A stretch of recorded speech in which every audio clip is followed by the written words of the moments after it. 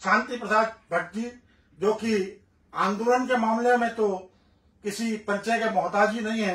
मेरे ख्याल से उत्तराखंड के हर आंदोलन में कहीं ना कहीं इनका नाम अपने आप ही जुड़ जाता है। उसके बाद है हमारे युवा साथी मोहित और हमारे डीएवी कॉलेज के पूर्व छात्र संघ महासचिव सचिन तपलिया जी। तो और रोजाना की तरह अंकिता हत्याकांड की को आप सबके समक्ष खुलासा करने वाले जागो उत्तराखंड के संपादक भाई नेगी जी, आशुतोष नेगी हमारे बीच में हैं। तो मुद्दे को शुरू करने से पहले मैं आप लोगों से नहीं, क्योंकि यहां तक अभी तक का जो घटनाक्रम है वो आप सब उससे वाकिफ हैं, हमारे साथी भी वाकिफ, सुनने वाले साथी भी वाकिफ हैं कि जेल में कोर्ट के ट्रायल में कल वकील, उनके जो पक्ष रखने को, जो जमानत को लगाने को वकील आया था, उसे जनता ने नकार दिया है। जेल में बहुत तगड़ा आंदोलन, कोर्ट में बड़ा तगड़ा आंदोलन हुआ और लिहाजा जो रावत जी थे, जिनकी कल हमने चर्चा की, उन्होंने अपने हाथ इस बात से पीछे खींच लिए कि वो आगे इस लड़ाई को लड़ेंगे। लेकिन मुख्य सवाल आज फिर अपनी जगह है कि कमजोर सबूतों और लचर पोस्टमार्टम रिपोर्ट से क्या हम इस लड़ाई को कानूनी रूप से जीत पाएंगे। तो इसके लिए जैसे कल भी बात आई थी, लगातार हम इस बात को उठा रहे हैं। इसके दो तरीके हैं कि क्या इस आंदोलन को सड़कों पर लड़ा जाए या न्याय व्यवस्था है भरोसा कर हाई कोर्ट और सुप्रीम कोर्ट इस बात के लिए जाया जाए कि वो सीबीआई को निर्देशित करे कि वो इस मामले को सीबीआई देखे। दोनों तरीके हैं, क्योंकि आप आज आंदोलनकारी सोच के लोग हमारे पास हैं। तो इस बात पे सबसे पहले चर्चा करने के लिए मैं चाहूंगा कि भट्ट जी से हम शुरू करें। भट्ट जी बताएंगे कि आगे की रणनीति क्या रहनी चाहिए, क्योंकि ये एक जन आंदोलन है और मेरे ख्याल से जो जन आंदोलन की लहर बड़ी है, उत्तराखंड राज्य आंदोलन के पास शायद पहला मौका है कि जनता एक बार फिर जुटती हुई दिखाई दे रही है। तो भट्ट जी बोलिए। देखिए पंजी, इस बात को समझने की जरूरत है कि आखिर जनता इस मामले में सड़कों पर क्यों है।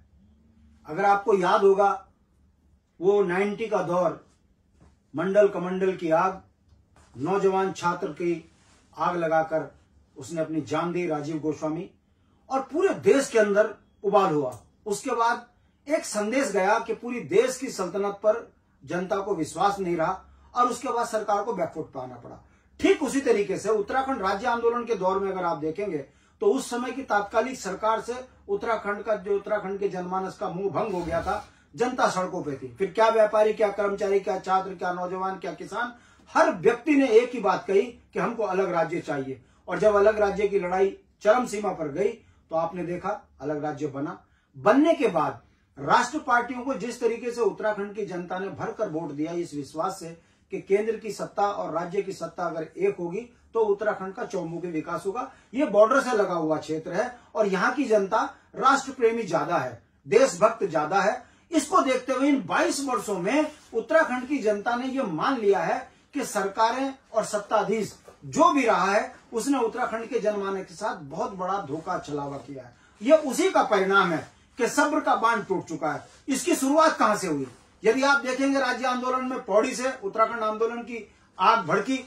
और आज मैं देख रहा हूं, जो मेरा 35-40 साल का सार्वजनिक जीवन है, इसमें मैं महसूस कर रहा हूं कि पौड़ी का एक पत्रकार आशुतोष नेगी जो एक एक्चुअल खबर को उठाता है और जनता के बीच में हिट करती है और उत्तराखंड के अंदर इतना बड़ा भूचाल खड़ा हो जाता है कि जो उत्तराखंड की खबरें छुपाते थे राष्ट्रीय मीडिया, उनको भी उत्तराखंड में आकर इस खबर को उठाना पड़ा।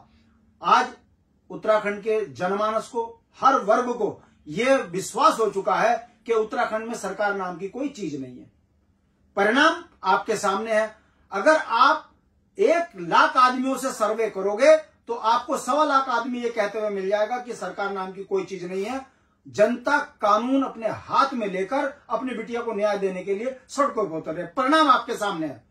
ये पहली बार हम देखे हैं कि अपराधी कोर्ट में जाने के हुआ और बाहर महिलाओं ने उसको घेर दिया।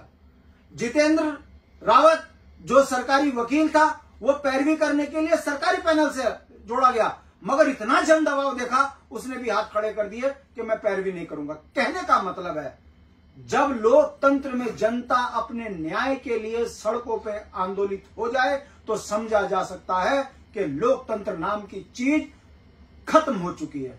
और परिणाम आपके सामने है। जुडिशियल एक्टिविटीज को हर आदमी जान रहा है कि कम अधूरे साक्ष्यों में, जिस तरीके से उस लड़की की पोस्टमार्टम रिपोर्ट है, जो लड़की 18 तारीख से गायब थी उसकी मृत्यु 18 को हुई, 22 को हुई, मार के डाला या गंगा में डूबने से मरी, ये सारी चीजें अभी डार्क हैं। पोस्टमार्टम रिपोर्ट यह बताती है कि अभी सरकार इस मैटर को कहीं ना कहीं दबा रही है। ये मैं आरोप नहीं लगा रहा हूं। डीएम पौड़ी सुबह कुछ कहते हैं, दिन में कुछ कहते हैं, रात को कुछ कहते हैं। इससे पता चलता है कि कहीं सरकारी मशीनरी दबाव में है। किसके दबाव में है? ये चीजें सारी अभी डार्क हैं। किस वीआईपी के लिए उसकी हत्या हुई, ये भी अभी डार्क है। दुख की बात यह है, सीएम की चुप्पी, डीएम के दोहरे बयान, विधायक की गतिविधियां और जिला पंचायत को फंसाना, ये बताता है कि अभी बहुत कुछ जनता के बीच में आना बाकी है। और यही कारण है कि जहां जहां आप प्रदेश में देखेंगे, ब्लॉक स्तर, तहसील स्तर, न्याय पंचायत स्तर पर आंदोलन के लिए जनता एक मत हो रही है। कारण सिर्फ एक है कि जनता का अपनी सरकार से विश्वास हट चुका है और अब जनता बिटिया को न्याय दिलाने के लिए सड़कों पर आंदोलित है। चिंता हमारी ये है कि कहीं ये आंदोलन भटक गया तो जिन्होंने जो हरकतें की है वो चाहे कितना ही बड़ा आदमी हो, उसके लिए सुरक्षा कर पाना बड़ा मुश्किल हो जाएगा। ये हमारी चिंता है। मेरी तो आज भी सरकार से हाथ जोड़कर विनती है कि कहीं तो कम से कम राजनीति से ऊपर उठिए। बिटिया आपके भी घर में है, आपको धाकड़ धामी कहा जा रहा है, मगर इस मामले में आप अपनी सरकार बचाने के लिए दिल्ली के चक्कर काट रहे हो। किसको मंत्री पद से हटाना है, कौन आपको मंत्री परेशान कर रहा है, इसके लिए आप दिल्ली की गुहार लगा रहे हो। यहां आपकी बहन का, आपकी बिटिया का सरेआम कत्ल हो जा रहा है और आपकी सरकार के नुमाइंदे ये कह रहे हैं कि उस बाप ने जो है वीडियो के आगे रात में क्यों छोड़ी। आपकी उस पर चुप्पी है। ये बताता है कि सत्ता में बैठे सत्ताधीश केवल 2 के 4, 4 के 8, 8 के 16 में लगे हैं और जनता ये महसूस कर चुकी है कि हमारे वोटों पर डाका डालकर जिस व्यक्ति के नाम से इन्होंने यहां सत्ता ली, उस व्यक्ति की चुप्पी से निराशा और हताशा महिलाओं में है। उसका परिणाम आप देख रहे हो। जनता आंदोलित है। मुझे डर इस बात का है कि कहीं ये आंदोलन हिंसक ना हो जाए। ईश्वर देवभूमि की सीमाओं को सुरक्षित करे, देवभूमि को सुरक्षित करे और इन बेईमानों को सड़कों पर जो सरेआम हमारी बेटियों के साथ गलत काम कर रहे हैं, इनको कड़ी से कड़ी सजा मिले। मैं इसके लिए एक मुहिम चला रहे हैं। 1 तारीख को हमारा मसाल जुलूस है, 2 तारीख को उत्तराखंड बंद है। देखते हैं समाज किस कदर आगे आएगा। मुझे लगता है जिस तरीके से हमें समर्थन मिल रहा है कर्मचारियों का, व्यापारियों का, छात्र का, महिलाओं का, युवाओं का, बेरोजगारों का, एक उत्तराखंड के अंदर एक नए उत्तराखंड का उदय हो रहा है। और ये जैसे नौजवान लड़के बैठे हैं, यही उत्तराखंड के भाग्य का फैसला करेंगे, ऐसी मेरी उम्मीद है। सरकारों से निराशा है, ऐसा वर्तमान दौर में अभी तक लग रहा है। बहुत सही कहा भट्ट जी आपने। पिछले 22 सालों का जो परिदृश्य था, आपने जो अब 10 मिनट बोला होगा, उसमें सारी बातें खोल के रख दी हैं। और जनता को भी मनन करने की जरूरत है कि पिछले 22 सालों से जब वो लगातार चले जा रहे हैं और राष्ट्रीय दलों द्वारा चले जा रहे हैं, तो आगे अपने भविष्य को उन्हें कहाँ ले जाना है। मेरे साथ युवा साथी भी हैं, लुसुन टोडरिया हैं, जो कि आप देख रहे हैं कि पिछले दिनों जो भ्रष्टाचार निकल के आया है नौकरियों में, जिसमें मैं कहूंगा कि उत्तराखंड के बच्चों की जो रोटी है, रोटी पर भी डाका डाला गया और युवा साथी भी चले गए, सालों से चले जा रहे हैं। उनकी नौकरी की भी बोली लगाई जा रही है, उसमें भी ठेकेदारी हो रही है। तो उसके खिलाफ बेरोजगार संघ भी आंदोलन कर रहा है। तो एक तो रोटी छीनी गई और अब हमारी बेटी भी हमसे छीन ली गई।